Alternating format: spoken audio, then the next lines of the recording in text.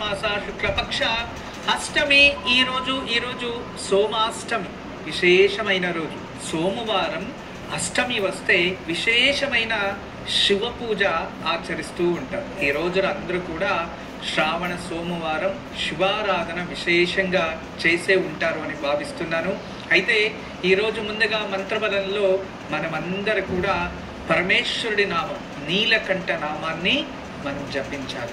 భక్తులకి అడగంగానే కోరికలు తీర్చేసేవాడు. పరమేశ్వరుడు ఎక్కువ పరీక్షలు పెట్టాడంట, ముందుగా ఆనందాన్నే అందిస్తూ ఉంటాడంట. అదే విధానంగా పరమేశ్వరుడి దగ్గర ఏది కోరుకున్నా అది ప్రాప్తిస్తూనే ఉంటుంది. కానీ ప్రాప్తించిన తర్వాత దానివల్ల ఏదైనా కర్మ ప్రాప్తిస్తే దానికి కూడా మీరే జవాబుదారీ అని పరమేశ్వరుడు తెలియచేసిస్తాడు. అయితే ఈరోజు మనమందరూ కూడా ఓం శశిధరాయ నమః అనే నామాన్ని జపిద్దాం.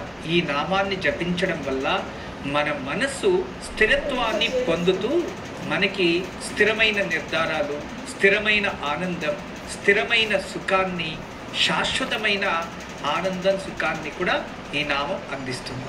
దివ్యమైన నామం. అష్టమి రోజు మనమందరూ కూడా ప్రార్థిద్దాం. ఓం శశిధరాయ నమః.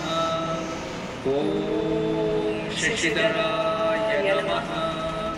ఓం శశిధరాయ నమః. ఓం శశిధరాయ నమః. ఓం శశిధరాయ నమః. ఈ నామాన్ని అందరూ జపించి పరమేశ్వరుని ఆశీస్సులు పొందుదాం.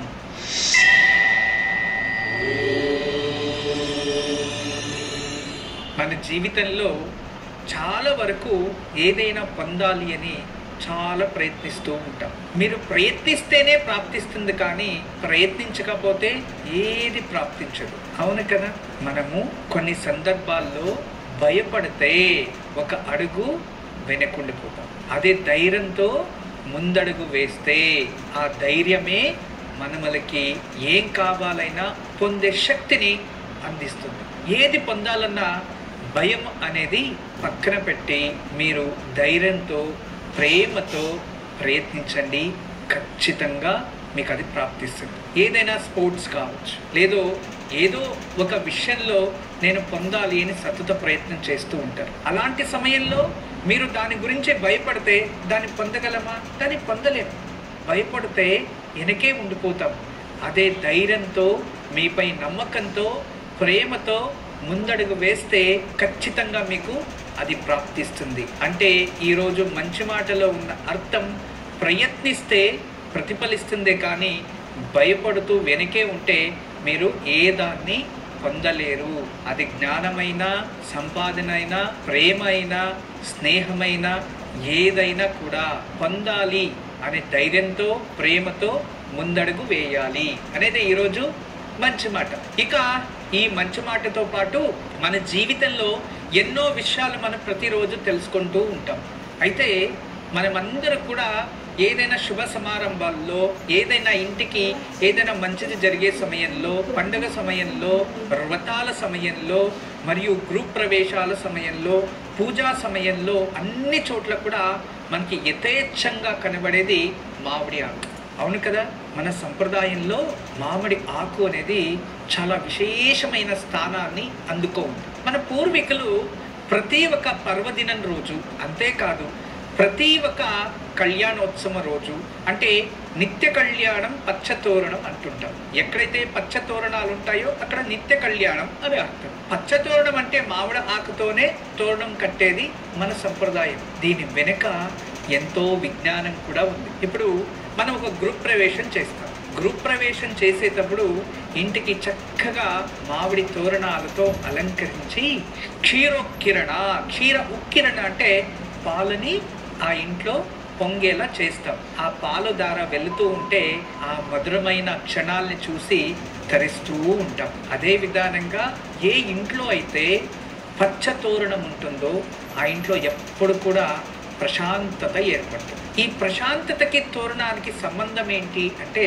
తోరణం వల్ల మన ఇంట్లోపలికి వస్తున్న వాయుని శుద్ధి చేస్తూ ఉంటుంది. ఎన్నో క్రిమికీటాలని అది దూరం చేసేలా చేస్తూ ఉంటుంది. అటువంటి వాయుని మన దీర్ఘ శ్వాస పీల్చడం వల్ల ఆ గాలి మన శరీరంలో వెళ్ళి మన శరీరానికి ఏదో తెలియని తృప్తిని ఇచ్చి మనలో ఉన్న చిరాకుని దూరం చేస్తుంది. ఎప్పుడైతే మనలో ఉన్న చిరాకు దూరం అవుతుందో అప్పుడు ఆ ఇంట్లో ప్రశాంతత అనేది ఏర్పడుతుంది. చూసారా ఎంత గొప్ప విజ్ఞానం ఉందో. ఇక ఏదైనా శుభ సమారంభాల్లో, ఏదైనా పెళ్ళి, ఇటువంటి ఎక్కువ జనాభా ఉన్న సమయంలో అక్కడంతా కూడా మామిడి తోరణాలు కడతారు. ఎందుకు అంటే ఎంతో మంది దూరం నుంచే వస్తారు, మరియు ఆ జనాలు వచ్చినప్పుడు అక్కడ వాయు కలుషితం అవుతుంది. ఆ కలుషితమైన వాయుని శుద్ధి చేస్తుంది ఈ మామిడి ఆకు. పూర్వంలో ఎప్పుడైనా బావిలు తీసేటప్పుడు, బావిను కట్టేటప్పుడు, ఏదైనా సురంగాలు, మార్గాలు ఇటువంటి వాటిలో ప్రవేశం చేయడానికి ముందు అక్కడ మామిడి ఆకుని కాస్త లోపలికి వేస్తారు. ఏదైనా మామిడి ఆకు ఆ బావి చుట్టూ పెట్టడం వల్ల అక్కడ ఏదైనా విషవాయువు ఉంటే ఆ మామిడి ఆకు ఆ విషవాయుని శుద్ధి చేస్తుంది, కాబట్టి అలా ఆచరించేవారు. ఇప్పుడు అంతే, ఎక్కడైనా చాలా రోజుల నుంచి ఒక ఇంటిని మూత వేసి దాన్ని ఓపెన్ చేసిన వెంటనే లోపలికి వెళ్ళంగానే శరీరం ఆయాసం అయిపోతుంది. ఆయాసం అంటే టైర్డ్ వచ్చేస్తుంది ఇమ్మీడియట్. అప్పుడు ఆ మామిడి ఆకుని ఆ ఇంట్లో వేసి తదుపరి ముందుకెళ్తారు. ఈ సంప్రదాయం ఎక్కడుంది అంటే మనలోనే ఉంది. ఇప్పుడు ఆ ఇంట్లో ఎవరైనా ఒకరు స్వర్గస్థులు అయిపోయి ఉంటారు. అప్పుడు వాళ్ళు 6 నెలలో 3 నెలలో ఆ ఇంట్లో నుంచి మనము ఇంటిని మూసేయాలి, ఆ ఇంట్లో ఉండకూడదు అని తెలియచేస్తారు. అప్పుడు మనం ఏం చేస్తాం, వేరే ఇంటికి షిఫ్ట్ అయిపోయి ఈ ఇంటిని లాక్ చేసేస్తాం. మళ్ళీ ఆ ఇంట్లోకి వెళ్ళంగానే ముందుగా మామిడి ఆకుని తీసుకెళ్ళి ఆ ఇంట్లో వేసేస్తాము.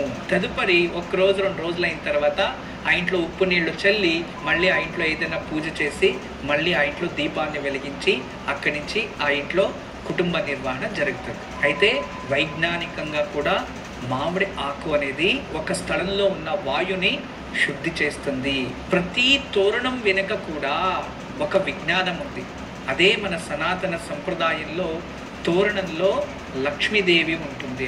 ఏ ఇంటికైతే పచ్చ తోరణం ఎప్పుడు ఉంటుందో ఆ ఇంట్లో ప్రశాంతత అనేది ఉంటుంది. ఎక్కడైతే ప్రశాంతత ఉంటుందో అక్కడ దైవగణాలు అక్కడ ఆకర్షిస్తాయి. ఎప్పుడైతే దైవగణాలు అక్కడ ఉంటాయో ఆ ఇంట్లో లక్ష్మీకరంగా అభివృద్ధి అవుతుంది. లక్ష్మి అంటే ఏంటి ఇక్కడ అంటే దైవగణాలు ఉన్న చోటు మనిషి ప్రశాంతంగా ఉంటాడు. అప్పుడు ఎటువంటి నిర్ణయాలు తీసుకున్నా అందులో విజయం ప్రాప్తిస్తుంది. మంచి నిర్ణయాలు, మంచి ఆలోచనలతో ఆ కుటుంబం అన్ని పనులు చేస్తూ ఉంటుంది, కాబట్టి అన్నిట్లో వాళ్ళకి విజయం ప్రాప్తిస్తుంది. అప్పుడు అపారమైన ఘన సంపద ప్రాప్తిస్తూ ఉంటుంది. మంచి పేరు, ప్రతిష్ట, గుర్తింపులు ప్రాప్తిస్తుంటాయి. అప్పుడు మనకి ఆ ఇంట్లో లక్ష్మీ నిలయము అంటాం. అనగా ఏ ఇంటికైతే పచ్చ తోరణం ఉంటుందో అది ఎప్పుడూ లక్ష్మీ నిలయమే. మరియు చాలామంది ఏం చేస్తారంటే ఈ పండుగలు ఇటువంటి రోజుల్లో తోరణాలని కడతారు, మళ్ళీ మర్చిపోతారు. 6 నెలల సంవత్సరమైనా ఆ తోరణాలు అలాగే వెండుతూ ఉంటాయి. ఒకటి గుర్తుంచుకోండి, ఏదైనా కూడా ఒక్క దాంట్లో 2 విధాల ఎనర్జీస్ ఉంటాయి. పచ్చగా ఉన్నప్పుడు అందులో శీత వలయాలు ఎక్కువ సృష్టిస్తూ ఉంటాయి, గాలిని శుభ్రం చేస్తూ ఉంటుంది. అదే విధానంగా అది ఎండిపోతే అందులోనే ఉష్ణ వలయాన్ని అది సృష్టిస్తూ ఉంటుంది. అప్పుడు దాని నుంచి నెగిటివ్ కూడా వస్తుంది. పచ్చ తోరణం ఎప్పటి వరకు ఉంటుందో అప్పటి వరకు దైవగణాలని అది ఆకర్షిస్తూ ఉంటుంది. ఎండపైన తోరణం కనబడితే ఖచ్చితంగా నేచర్లో ఉన్న దుష్ట శక్తిని అది ఆకర్షిస్తుంది. మీరు తోరణం లేకపోయినా పర్వాలేదు, కానీ ఎండపైన పూలు కానీ ఎండపైన తోరణాలు కానీ ఇంటి బయట ఇంటి గుమ్మానికి ఏ కారణానికి అలంకరించకండి. అది ప్రకృతిలో ఉన్న నెగిటివ్ ఎనర్జీని ఆకర్షిస్తుంది. ఎప్పుడైతే ఇంటిలో ఉన్నవారు ఇంట్లో నుంచి బయటికి లోపలికి ప్రవేశం చేసేటప్పుడు ఆ ఎనర్జీని శరీరం ఆకర్షించి ఆ మనిషిలో ఉన్న ఆరా ఎనర్జీని తగ్గించేస్తుంది.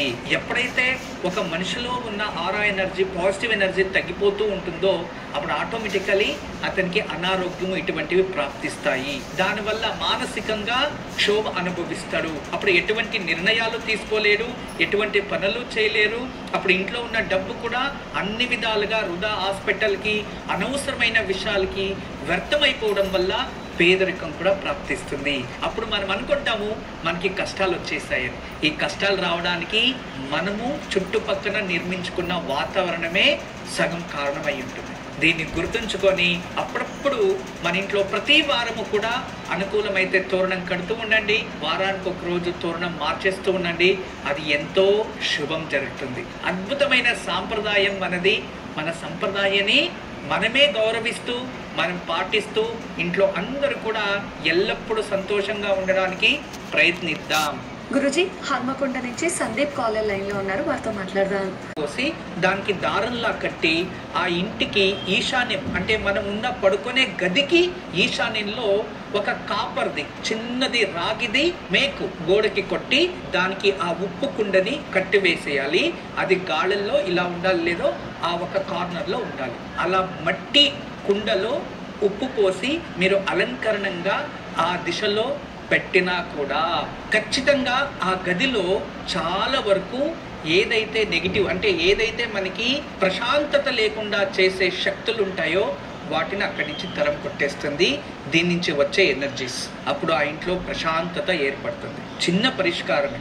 ఇవన్నీ చేయడం కాలేదు అన్నప్పుడు అదే గదిలో ఈశాన్య దిశలో ఒక చిన్న శ్రీవాస్తు యంత్రాన్ని అలంకరించండి. దానివల్ల కూడా భార్యాభర్తల్లో సఖ్యత, ప్రేమ ఇటువంటివి ఏర్పడతాయి. ఇది అద్భుతమైన పరిష్కారం. ఆచరించండి. గురుజీ, ఇక పూజ యోగక్షేమం తెలియజేసే ముందు కార్యక్రమంలో విరామం. రేపు దివ్యమైన పూజ. రేపు అందరికీ తెలుసు, రేపు మంగళగౌరి వ్రతాన్ని ఆచరిస్తారు. దీన్ని ఎలా ఆచరించాలి అని కూడా ఇంతకు ముందే తెలియచేసా. ఆచరించండి. అయితే రేపు ఉదయాన్నే నవమి తిథి కదా, మరియు మంగళవారం కలిసి వచ్చింది.